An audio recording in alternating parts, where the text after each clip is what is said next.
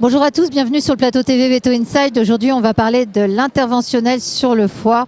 Et pour en parler, eh bien, qui d'autre, j'ai envie de dire, que notre consoeur, le docteur Camille Bismuth, spécialiste en chirurgie au CHV Frégis.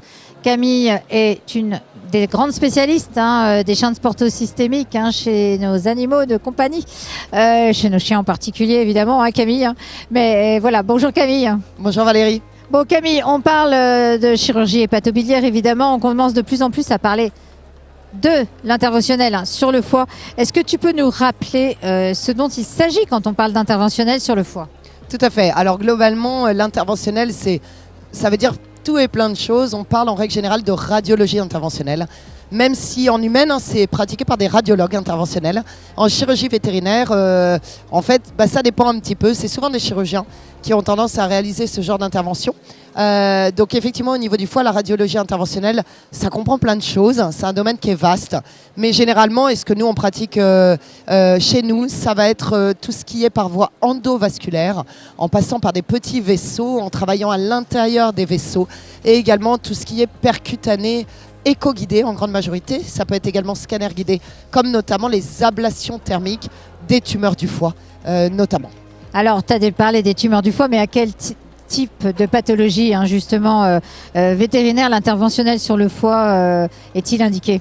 Alors globalement, c'est extrêmement vaste. En médecine vétérinaire pour le moment, en radiologie interventionnelle sur le foie, on va partir sur tout ce qui est endovasculaire, avec en grand 1 l'embolisation des chintes intrahépatiques chez le chien par coil thrombogénique.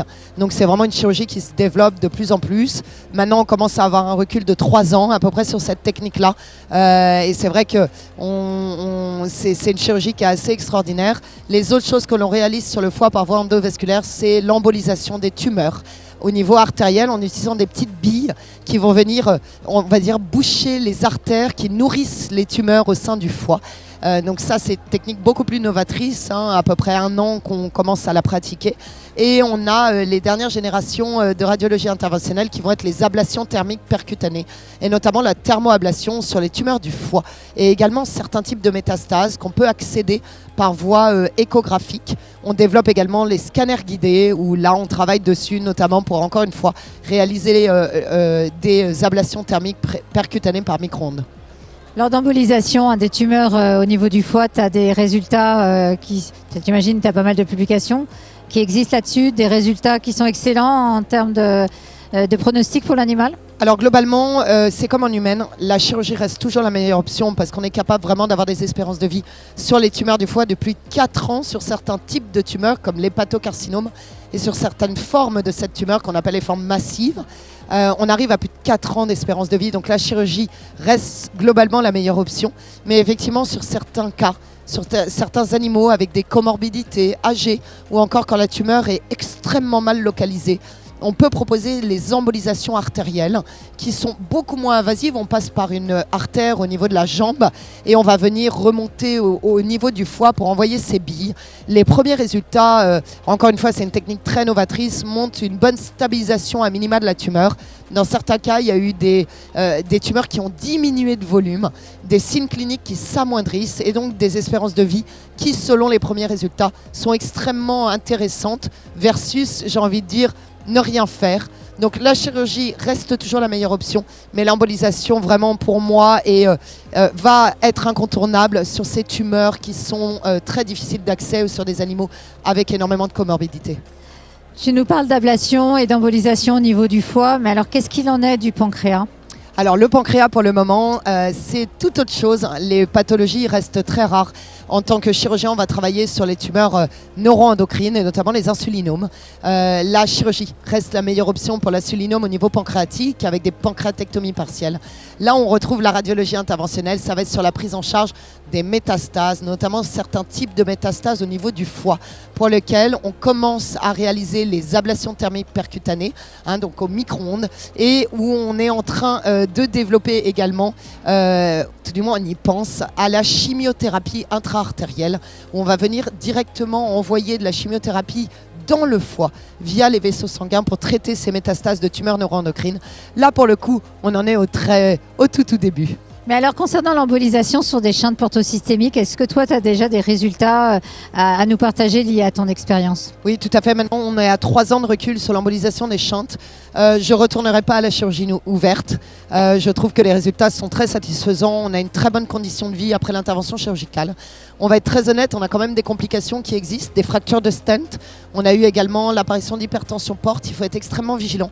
C'est une chirurgie qui doit être très encadrée, qui nécessite une très longue formation qu'on a eue. Cette formation, on a été formé par des gens qui la pratiquent. On ne se lance pas comme ça sur ce genre d'intervention. Ça nécessite une préparation avant, un acte qui doit être cadré et un suivi après qui doit être extrêmement monitoré. Mais globalement, après 3 ans de pratique sur l'embolisation des shunts portosystémiques intra-hépatiques par coil, c'est une technique...